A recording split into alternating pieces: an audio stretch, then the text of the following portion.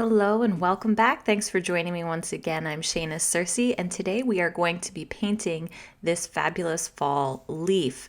This is a leaf I found in my backyard, and leaves are all about layering. So let's get to it. I'm going to lay out my colors and supplies, and we're going to get into layering one delicate color after another to create this beautiful organic leaf.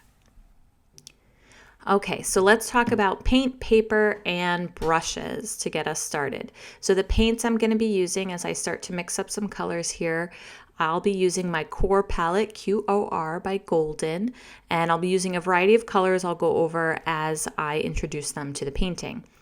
I am going to be painting on, or this sheet of paper is a piece of Arch 100% cotton watercolor paper, 140-pound cold press.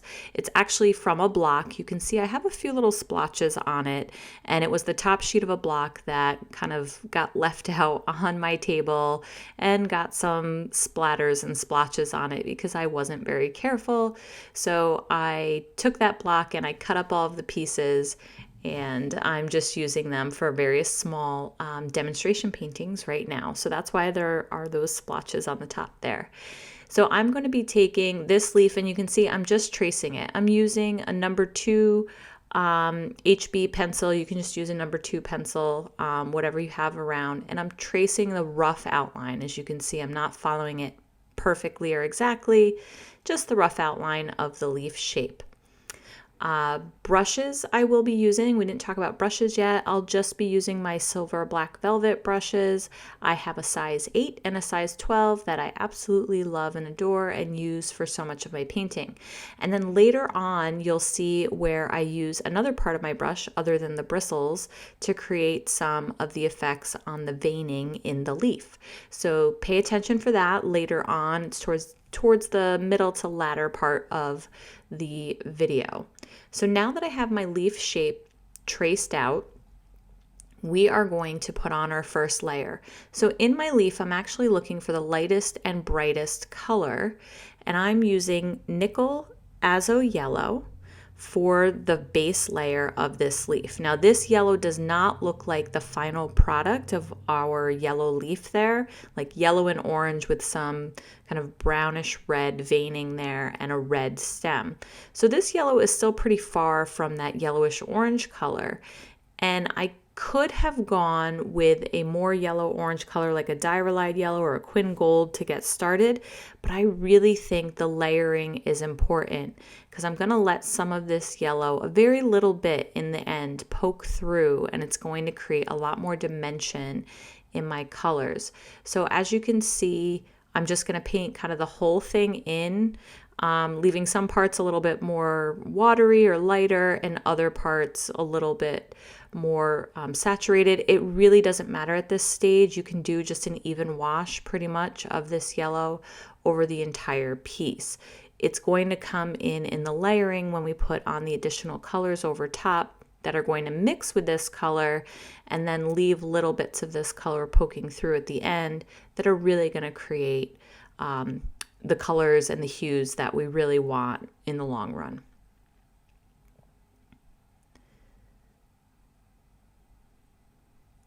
So I'm just working my way along here, filling in all of the little bits, and then I am going to choose kind of my second color, and I'm going to work almost entirely wet on wet. So now that I've put my first wash down on this 100% cotton paper, you're going to see that I do not let it dry completely at any point. I let it get drier at certain points so that the paint doesn't blend as much, but I don't really let it get completely dry. I let it get to a damp state, but that's pretty much it.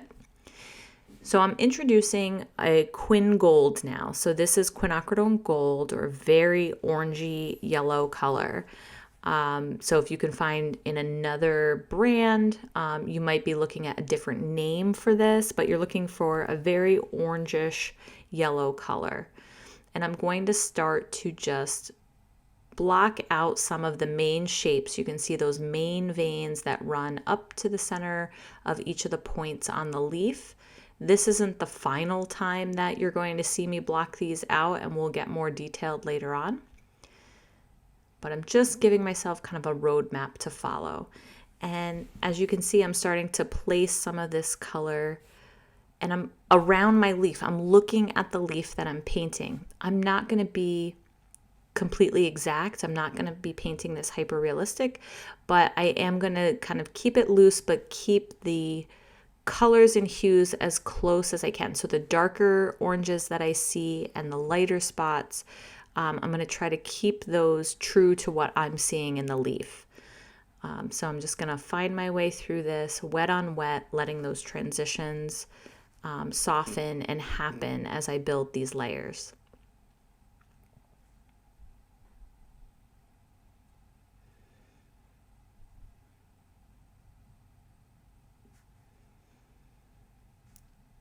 So I'm kind of taking a look at my leaf, trying to decide what color I'm going to go with next.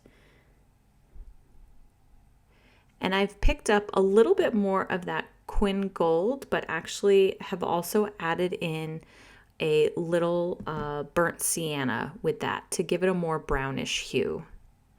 So I mix them together in the tray and I'm just adding another layer. So burnt sienna and the Quin Gold, and just adding another layer here. And I'm looking at those areas where you can see it gets a little darker because the leaf is bending inwards in the center there. So right into the vein or the fold of that leaf.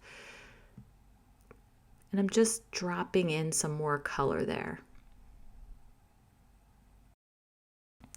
So I don't know where y'all live, but I live in the Northeast in the US. So autumn is like a big part of, every year, every season, no matter what, it comes around, or fall, autumn, fall. And we have all of these gorgeous leaves as inspiration, and our trees, they look like they're just on fire right now. The reds and the yellows mixed with the greens, and they're just glowing in the sun. So it's so awesome that you can go right out in your backyard, if you live in an area that has fall or autumn, and just pick these up off the ground. They've fallen all over my backyard. We actually have to pick up quite a number of these leaves off the lawn. We do leave some on there for the little critters over the winter, but there's a lot. There are a lot of trees around my house. So some of them we do have to pick up. And these are just a few samples of what's floating around in my backyard. So the colors I've just introduced now, I went in with some raw umber and a little more Quin Gold to make that very golden brown color there.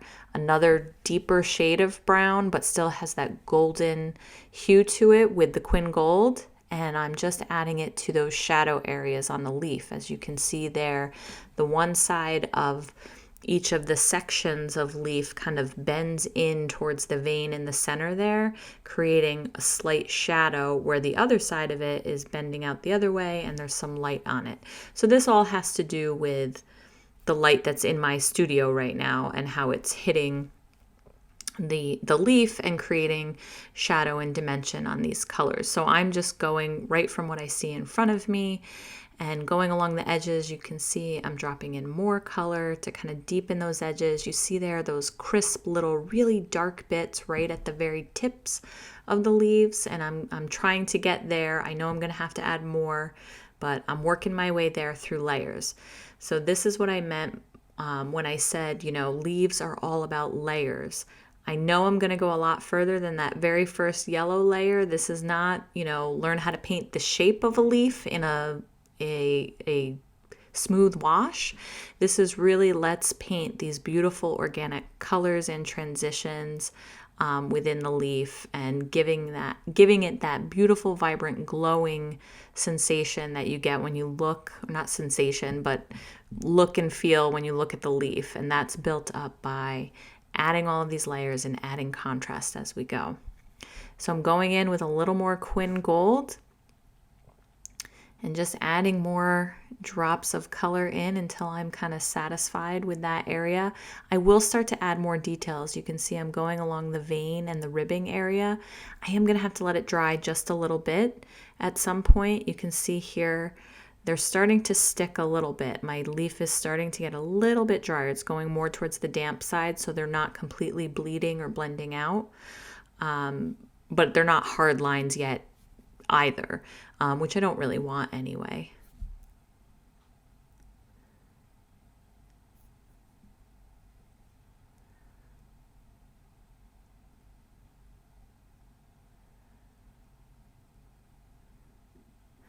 And I noticed as I was looking at that leaf shape and tracing it that I kind of lost my way on that side there. The vein, I'm not really sure which point it's supposed to come off of from the original leaf, but I think I finally figured it out. I got a little wonky down there on the edge and created what I thought was another section, but in actuality it wasn't. It was just a little kind of pointed edge off the other section. But that's okay. You can go with the flow. It doesn't have to be exact if you kind of go off course a little bit. So here I go with some more of that raw umber, just pure raw umber, very concentrated right on the edges. The leaf is still damp, so they're not going to be super hard, crisp lines, but they are going to stay a little bit more than if it was super wet, as you can see here. Really pumping up that contrast. I am going to blend them out a little bit, but I do really want to push that contrast there.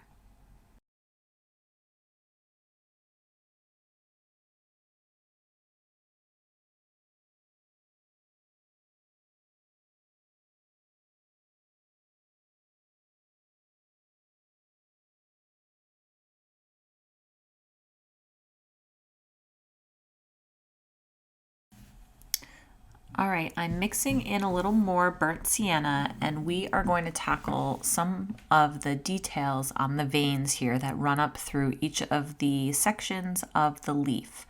So I'm just adding in some more color, and I do experiment a little bit there with my brush, creating some of those veins, but what I'm going to do is dab some additional color. See where those dots are in the little veins where there's some extra pigment, and I dabbed in a little color, and I've actually flipped my brush over, and I'm running my brush from that extra pigment in there up and around, and using the wooden handle of my brush to create those veins. I think it looks a little bit more natural, and you can use all kinds of different wooden or glass or plastic objects in order to do that, to just pull paint across the surface, not necessarily a brush. You do want to be careful. You don't want to damage your paper. I am going pretty gently with my brush, but you can see I just have to touch it to the paint and pull in the direction I want it to go, and it lifts up with the handle of the brush quite nicely and makes these just slightly more, organic lines that I couldn't get with a brush. The brush would pull too much paint and pigment for it to kind of do what I wanted it to do. So give this a try, experiment with this. Use the backside of your brush. You can also sharpen the backside of your brush, even with a pencil sharpener, to get some of the coating off. Be careful. You want to make sure you have a wooden brush and not a plastic one.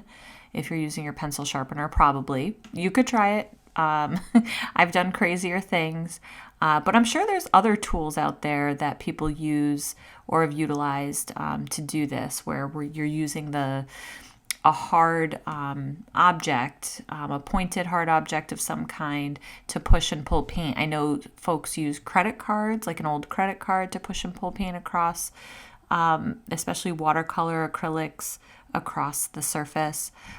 So it doesn't always have to be a traditional piece of art material or a traditional art tool. We make art tools out of all kinds of things that we find around the house. All right, and for my last two steps, I am going to be tackling the shadow under the leaf and the stem. So I'm going to start with the shadow, and I am going to be using just Payne's Gray for this and watering it down quite a bit. Now, I feel like I do start a little dark with my shadow, and I could have started lighter, but that's why it's important when you're using really light colors, like light grays, to do things like shadows or very subtle very subtle colors, pastels and things like that, that you swatch them out first, because once you put it on the page, it's really hard to go back from that. You can lift a little bit, but again, it's always better to start lighter and then add another layer later if you want to go darker. So the other thing that I'm wishing in hindsight that I did with this shadow was give the color, so it's Payne's Gray, I didn't add anything else to it. I wish I added a little bit of maybe the burnt sienna to it to give it a little bit of a tint of that burnt sienna color in the shadow. Again, you know, it's not a deal breaker for this painting, but, you know, looking back at your work as you practice, as you create new pieces, as you try new things, look at it and figure out what it is you don't like about it, or what you wish you did differently and that you might do differently next time. And that's a big part of the learning process. It's okay to paint something that you don't feel is perfect when you paint it.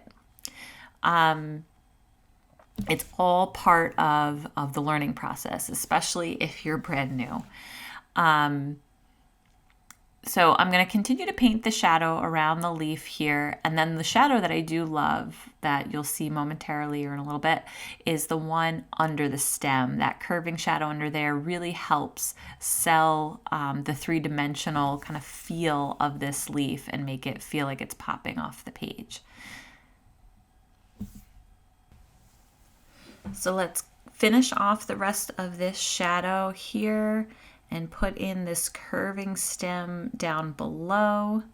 This is the part where I really love how it just comes together. It feels unnatural to make something of a totally different shape than what's above it, but it really works here. And then after that, I'm going to put in the stem itself, and that's going to be done in alizarin crimson, a very deep, beautiful red. And I'm going to leave a few little spots of highlights so that you can see the highlighted areas.